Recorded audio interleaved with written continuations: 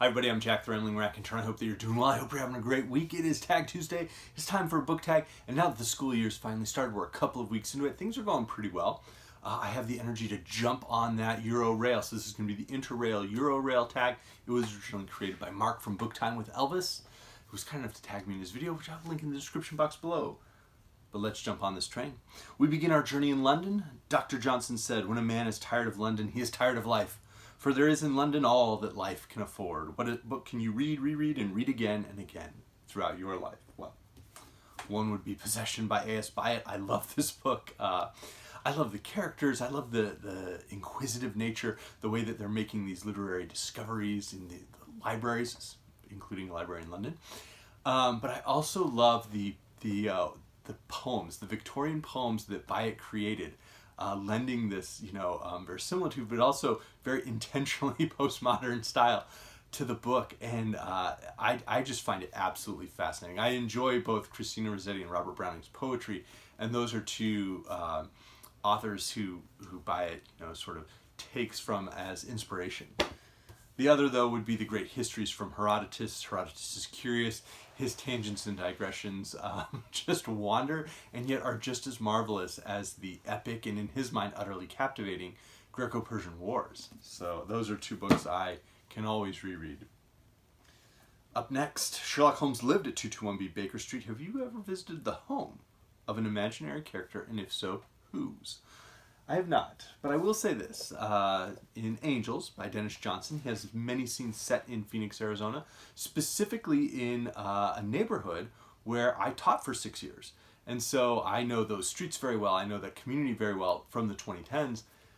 And it's not that dissimilar from the 1970s Phoenix that Johnson is showing in this book. And if you've read Denis Johnson, particularly Jesus' Son, I think is probably his most frequently read work, you know that his characters, generally his books are showing characters who live desperate lives, who aren't hopeless, but aren't also very hopeful.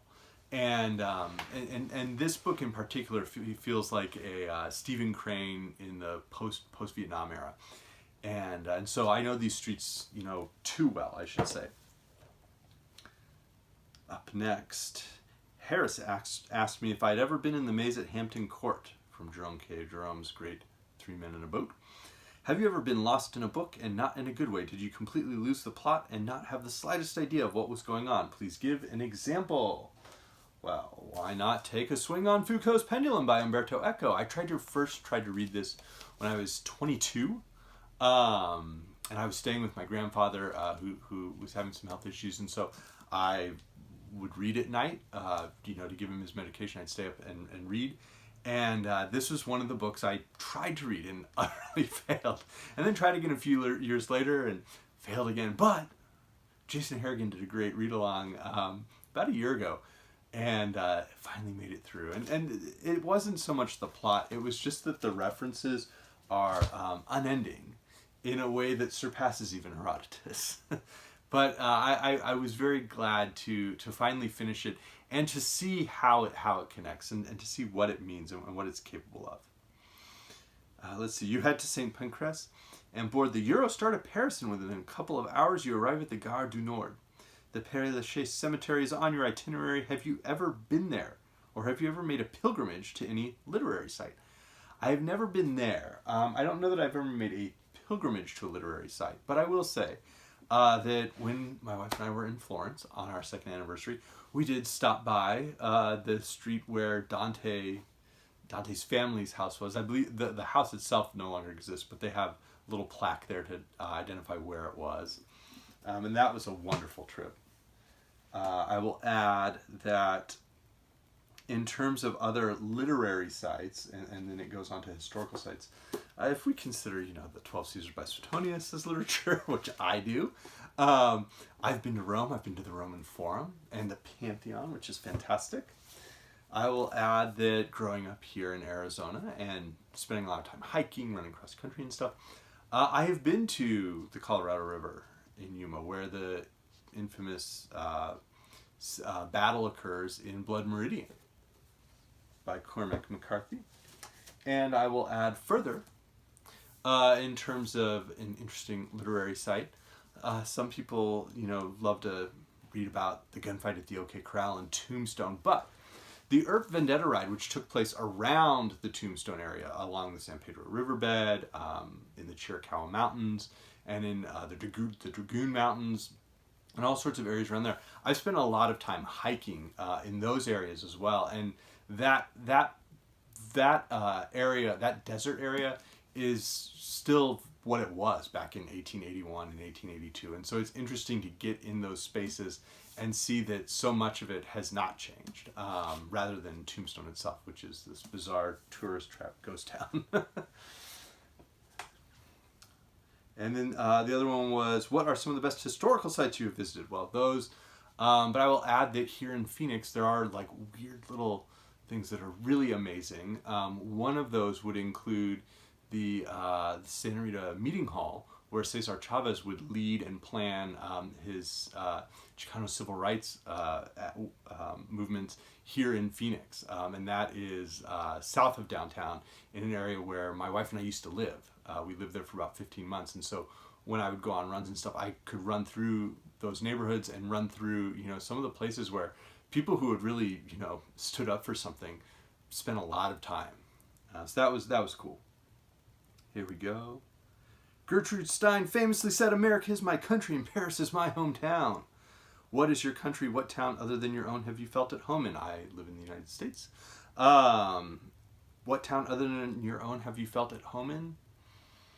I really enjoyed being in Florence, but I don't know that I felt at home there. I do enjoy going to San Diego. That's a place I've been to a few times, and I always enjoy that. And then Tucson, Arizona, which is south of Phoenix. I went to college there, and I still have friends there. And I'm down there, every few months. So that would be the other. Cafes are everywhere in Paris. I like to sit in one for a couple of hours, skimming through a book and people watching. If you've been to Paris, where is your favorite place to visit and favorite thing to do there? I have not been. If you haven't been to Paris, would you like to, and what would you most like to see and do there? I think that would be interesting. I don't know. I there's so much to do in Paris. I could spend a couple weeks there trying to just enjoy and take in different things. Of course, the Louvre, but there's so much history, so much culture in Paris that I think I would not be disappointed. Let's see. After a few days of eating pain à chocolates and drinking one too many café à las, you decide to head south. You head to the Gare de Lyon and board the train to Madrid. It will take you 11 hours and 26 minutes and you will travel 654 miles. What is the longest train journey you have ever taken? I believe it's a train from Florence to Venice, which is maybe 40 minutes, an hour longer than a train from Rome to Florence. Let's see. Have you any favorite books or films set on trains? I think everybody would say Murder on the Orient Express, but I will add From Russia with Love by Ian Fleming, possibly the best of the James Bond novels. And it has a great fight scene set on the Orient Express. You are lucky that you can ride in comfort through France and over the Pyrenees into Spain, unlike Captain Jack Aubrey, who had to don a bear suit in answer to the name of Flora to cross the mountains. Have you got a favorite book featuring a manhunt and or subterfuge? This last summer I read Rogue Male by Jeffrey Household, and wow, this was quite a book. This was an intense book, but utterly fascinating. The Spanish national anthem famously does not have any words. If you have seen them singing at football matches, they are really just humming along to a tune. What is your favorite instrumental-only piece of music? Well, John Coltrane's version of My Favorite Things is an instrumental performance, and one that I love. But if it was an instrumental piece of music, Steps of Central Asia by Borodin, that's always a good one. Are you prone to whistling? No, I'm very poor at it. Kronos, or Saturn, Devouring His Son by Francisco Goya is, to my mind, one of the most disturbing paintings I have ever seen.